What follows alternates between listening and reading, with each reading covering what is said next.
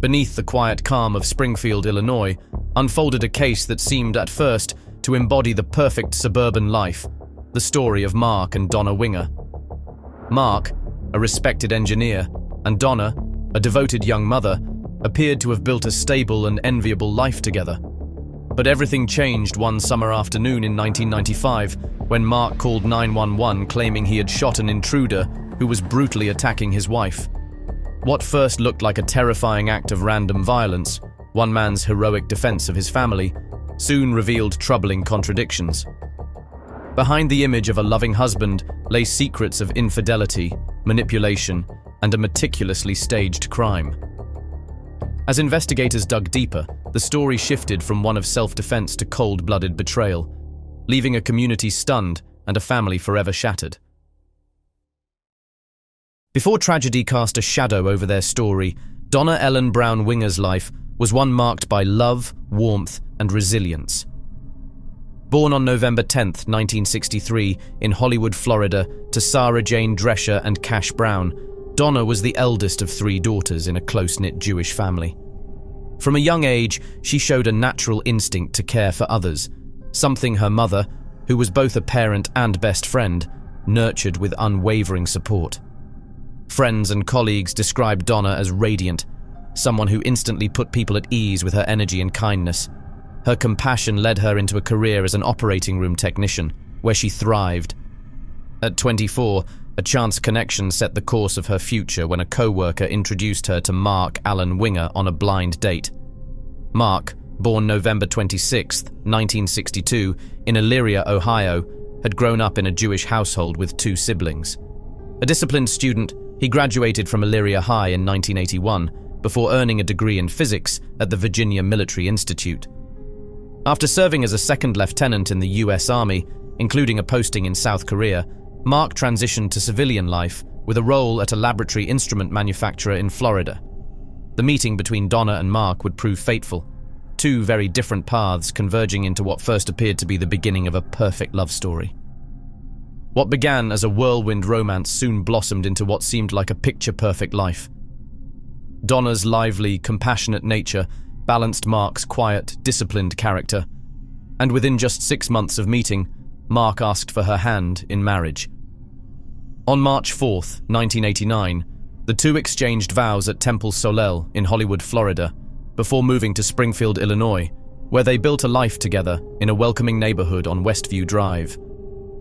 Mark established himself as a nuclear engineer, while Donna found fulfillment working alongside a plastic surgeon at Springfield Memorial Center. Yet, behind their success, one dream seemed painfully out of reach. For 6 long years, the couple struggled to start a family, a heartbreak for Donna, who had always longed to be a mother. Hope finally arrived in December 1994, when a colleague mentioned a young woman seeking adoption for her child. On June 1, 1995, Donna and Mark welcomed their daughter, Bailey, into their arms. With a thriving marriage, successful careers, and now the child they had always prayed for, their life appeared flawless. But within just 3 months, the facade of happiness would be shattered in the most devastating way. On the late afternoon of the 29th of August 1995, a frantic emergency call came through from Springfield, Illinois. At around 4:30 p.m., Mark Winger told the 911 dispatcher that a stranger was attacking his wife inside their home, and that he had fired his gun to stop him. Responding officers rushed to the scene, only to find a horrifying sight. Donna Winger lay gravely injured, her skull fractured after being struck multiple times with a hammer. Beside her was a man later identified as 27-year-old Roger Harrington, also in critical condition with 2 gunshot wounds to the head. Both were transported to hospital, but neither survived. Roger died shortly after arrival, while Donna passed away only minutes later, never regaining consciousness. Their baby daughter, Bailey, was found unharmed upstairs. The home showed no signs of forced entry, adding yet another layer of mystery to the unfolding tragedy. Visibly shaken, Mark told investigators his version of events. He claimed he had been exercising in the basement when he heard noises from above. Going upstairs, he first noticed baby Bailey lying safely on the bed, but no sign of Donna. Alarmed by further sounds, he armed himself with a handgun from the nightstand and moved towards the dining room. There, he said, he witnessed a man viciously attacking Donna with a hammer. According to Mark, he fired once, and when the intruder attempted to rise again, he fired a second time. At the scene, detectives recovered the blood-stained hammer, which belonged to the Wingers, along with Mark's .45 caliber semi-automatic pistol, the weapon he admitted using. Still in shock, Mark asked officers whether they knew the man's identity. When told it was Roger Harrington, Mark allegedly remarked that this was the very same man who had been troubling Donna in the days leading up to the attack. 6 days before the tragedy, Donna had flown to visit her parents in Florida. When she returned, her journey home to Springfield was arranged through a local company, B Transportation. The driver assigned to collect her from the St. Louis airport was Roger Harrington. What should have been an ordinary 2-hour ride quickly took on a far more unsettling tone.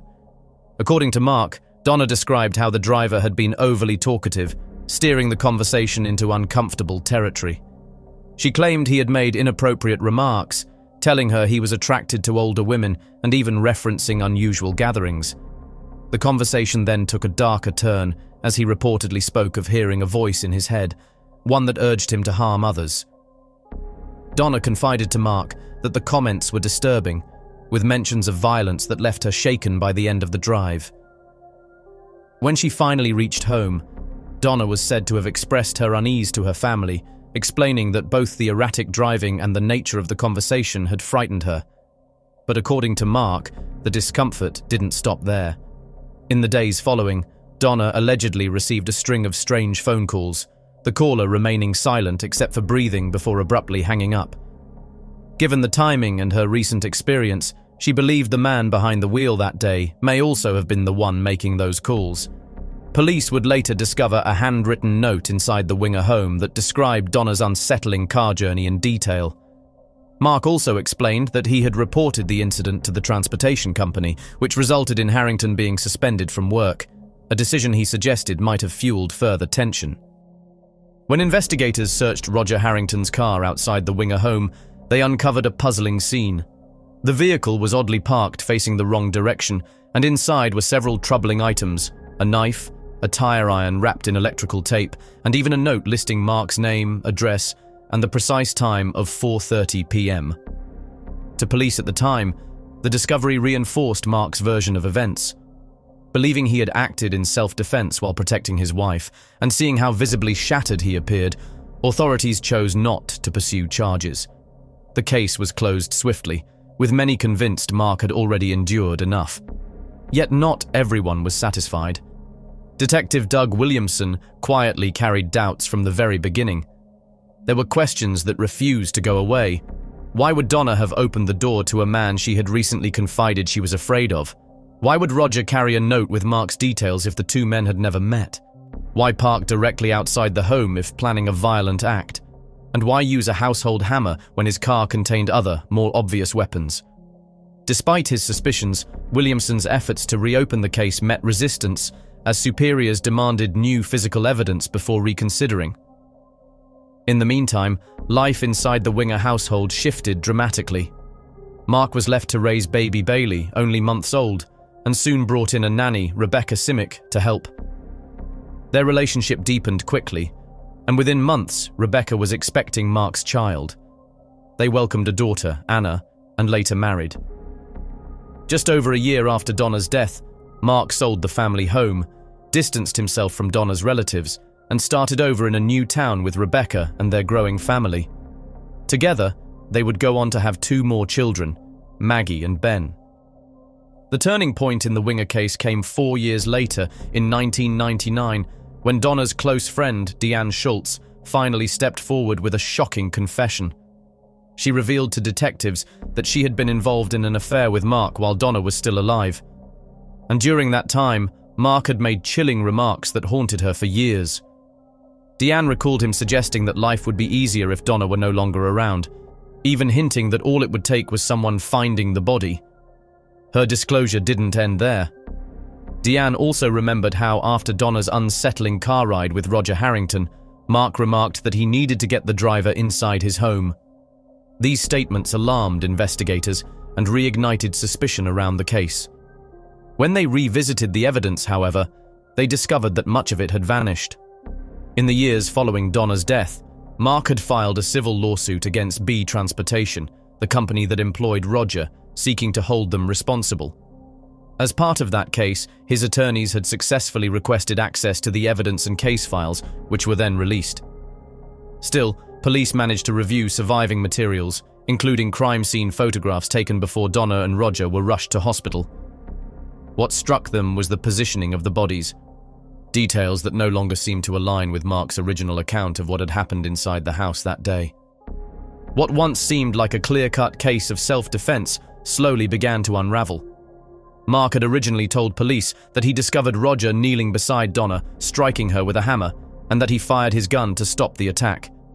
He claimed Roger fell back, then tried to rise again, prompting a second shot.